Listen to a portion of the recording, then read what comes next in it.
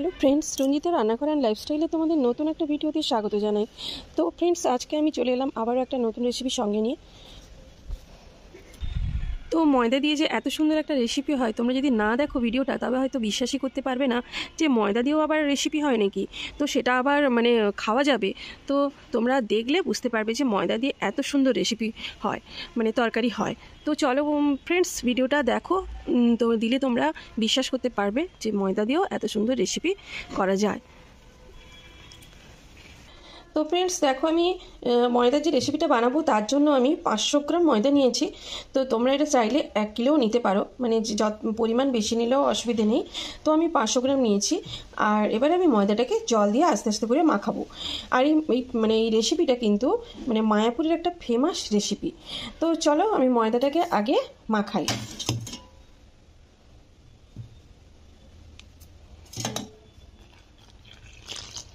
तो अल्प अल्प जल दिए एटाके माखाते होबे।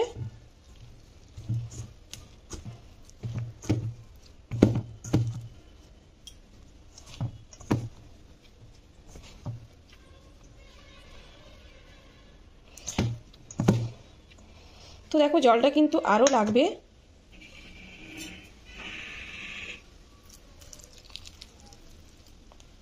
तो এইভাবে কিন্তু অল্প অল্প জল দিয়ে পুরো ময়দাটাকে আমি মাখিয়ে নিচ্ছি।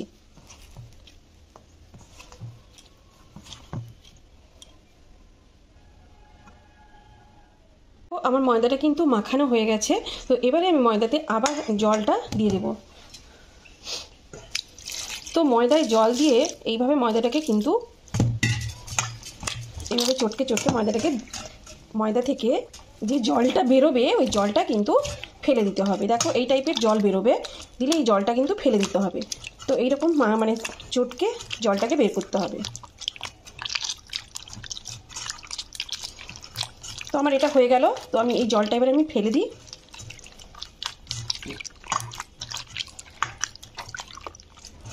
তো দেখো এবারে এই জলটাকে আমি কিন্তু ফেলে দেব। তো এইভাবে কিন্তু ময়দাটাকে চটকে চটকে জলটা বের করতে হবে, এই জলটাকে কিন্তু ফেলে দিতে হবে। तो फ्रेंड्स देखो आमी एटाके किन्तु 10 बार धुएছি জানো। 10 বার ধোয়ার পরে তো দেখো এই জলটা এখনো কিন্তু এই জলটাই বেরিয়েছে। তো ভাবো এটাকে মানে কতবার ধুলে তার ফ্রেশ জলটা বেরোবে।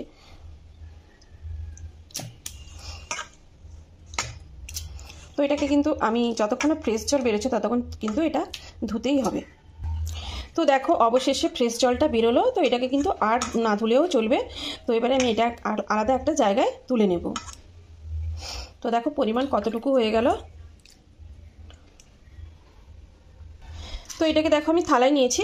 তো এবারে তুমি যে কোনো একটা শেপে এটাকে বানাতে পারো, হয়তো এরকম হয় রাউন্ড শেপ করতে পারো বা এটাকে এরকমও করতে পারো। তো আমি এইভাবে এরকম বানিয়ে নেব। তো এরকম বানিয়ে নেব আমি।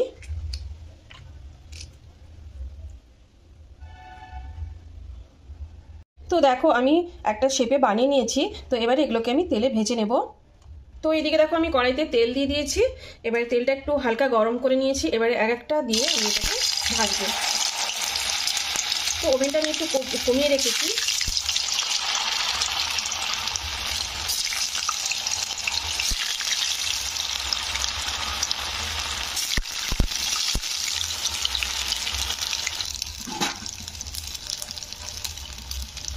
তো দেখো ফ্রেন্ডস কত সুন্দরভাবে মানে বড় বড় হয়ে যাচ্ছে।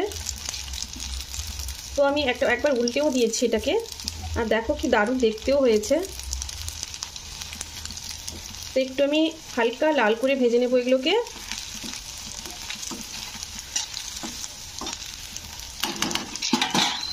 তো দেখো আমার সমস্ত ময়দাগুলো ভাজা হয়ে গেছে, আর কত সুন্দরভাবে হয়েছে, আর এত স্মুথ হয়েছে, তো খুব স্মুথ হয়েছে, এত নরম দেখো। তো এবারে আমি গ্রেভিটা বানাবো। তো তার জন্য দেখো আমি যেটা ময়দাটা ভাজার পরে যে বাকি তেলটা ছিল তো সেটাই আমি ফ্রেন্ডস ময়দাটা ভাজার পরে যে বাকি তেলটা ছিল সেই তেলটাই দেখো আমি আলুটাকেও কিন্তু ভেজে নিলাম। তোমরা চাইলে আলুও দিতে পারো। তো আমি এতে দুটো আলু নিয়ে ভেজে নিচ্ছি আলুটাকে, আর আলুটাকে একটু লাল করেই ভাজতে হবে। তো আমার আলুটা দেখো ভাজা হয়ে গেছে। এবার আমি তেল থেকে তুলে নিচ্ছি।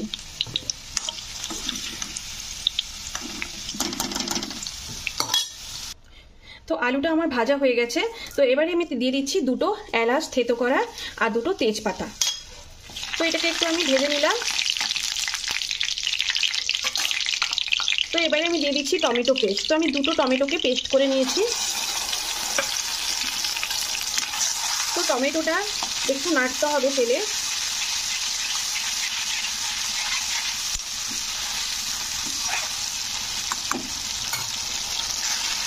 তো টমেটোটা কিছুক্ষণ নাড়ার পরে তো এবারে আমি দিয়ে দেবো এতে আদা পেস্ট।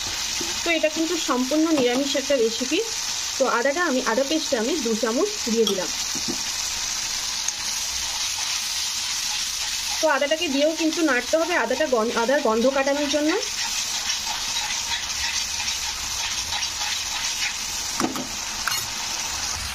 তো আদার গন্ধ কিন্তু কেটে গেছে। তো এবার আমি ওভেনটা একটুখানি মিডিয়ামে রাখলাম। তো দেখো এখানে আমি একটা বাটি নিয়েছি। তো এর মধ্যে আমি দিয়ে দেব লঙ্কার গুঁড়ো 2 চামচ, হলুদের গুঁড়ো হাফ চামচ, ধনে পাউডার 2 চামচ। তো দিয়ে এবারে এতে একটু আমি জল দিয়ে দিলাম। তো জল দিয়ে মশলাটাকে আমি তৈরি করে নিচ্ছি। তো দেখো মশলাটা আমার কিন্তু তৈরি হয়ে গেছে। তো এবার এই মশলাটাকে আমি এর মধ্যে দিয়ে দেব।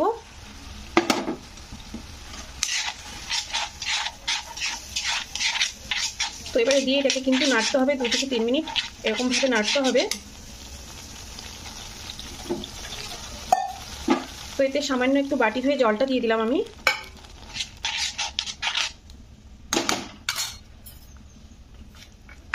পরিমাণ মতো লবণটা দিয়ে দিলাম। তো লবণটা দিয়ে একটু নাড়াচাড়া করে দিলাম। তো এতে সামান্য আমি কসুরি মেথি দিয়ে দিলাম।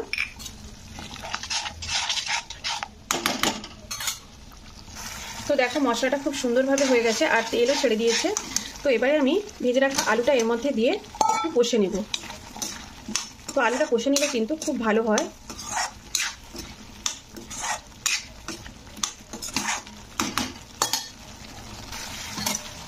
তো ফ্রেন্ডস দেখো দেখতে কিন্তু অসাধারণ হয়েছে, মানে দারুণ হয়েছে দেখতে। তো এবারে আমি এতে জল দিয়ে দিলাম। তো দেখো আলুটা যাতে ডুবে যায় সেই পরিমাণ মতন জলটা কিন্তু দিতে হবে এতে। তো এবারে এটাকে ফুট লাগাতে হবে। তো দেখো এটা ফুটে গেছে। তো এবারে আমি এর মধ্যে সমস্ত ময়দাগুলো দিয়ে দেব। তো দিয়ে একটুখানি নাড়াচাড়া করে দিতে হবে।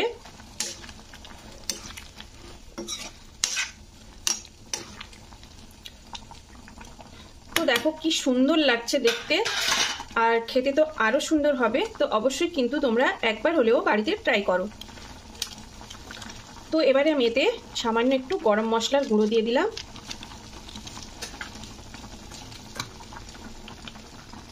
এরপরে দিয়ে দেবো এতে ঘি,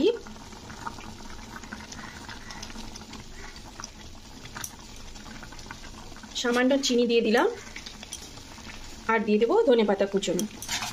তো দিয়ে এটাকে আবার কিন্তু আমি ওপর নিচ করে একটু নাড়াচাড়া করে দিলাম।